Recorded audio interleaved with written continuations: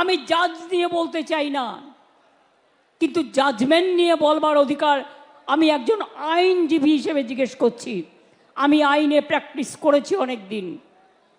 কখনো কখনো বলুন, মহারাষ্ট্রের কোর্ট বনধকে নিষিদ্ধ ঘোষণা করতে পারে, সেখানে কারা অ্যাপ্লাই করেছিল? বনধ দেখেছিল বিরোধী দল। মহারাষ্ট্র হাইকোর্ট বললেন বনধ ইল্লিগাল, বনধ হবে না। কেরালা হাইকোর্ট তার আগে বনধকে নিষিদ্ধ করেছেন। আরো অনেক কোর্ট করেছেন। কলকাতায় তো সাধারণ মানুষ আমি শুনেছি পিল করেছিল। আপনাদের উচিত ছিল না একটু নড়ে চড়ে বসার? আমি আইনজীবীদের বলবো, মনে রাখবেন, বিজেপিকে এই জায়গাটা কোর্টে ছেড়ে দেবে।